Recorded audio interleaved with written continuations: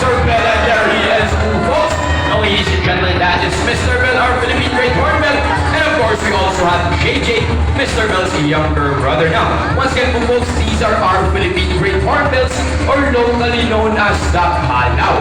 They get their names from their impressive hornbill, or tuka, which is about 30% of their bodies. And if you can zoom in with your cameras, you're gonna see that they have very long and beautiful eyelashes. So, there we go. So, JJ, kumusta na ng audience up front? And Mr. Bell, make your welcome in flight.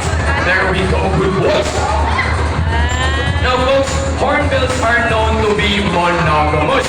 Monogamous meaning once they find a partner in the wild, they will stay with them forever.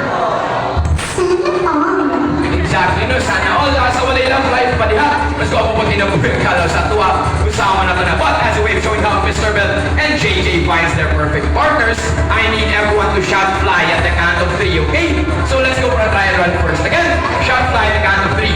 1, 2, 3! Ito, nag-energy sa kung wala mga 15 minutos folks, makapisa siguro tanong. Nagdong ka mga ginuho, may pagdala mo kabulugun na lang, pinanarap na yung energy. One more time, daw, isa bit louder, with more enthusiasm para manalo pa na itong mga hayop. I said fly in the count of 3. 1, 2, 3! Yun, that's what we want and that's what our hornbills need, folks. So, ready, Mr. Bell? JJ, audience, ready your phones, mabilis lang doon again, fly in the count of 3. 1, 2, 3! Folks, the aerial acrobatics of our very own hornbills. Now, ladies and gentlemen, that is their natural behavior.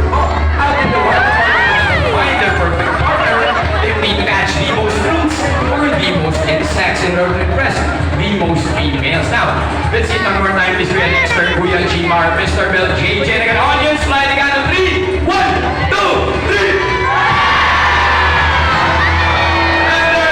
Folks, once again, if you are witnessing this in the wild, you are very lucky as you are watching their mating ritual, or in short, nanliligaw pa ang ating mga KALAW. Now, ladies and gentlemen, ayaw ko nito, please do not touch our animals po. Naanatay warning anak, kanina kung ako kasabot, balik ko na to. Okay, ladies and gentlemen, please do not touch our animals po. There we go, nakasabot na tana kanina. Now, let's give a round of applause to Kuya Dexter and Mr. Bell. Ladies and gentlemen, thank you so much.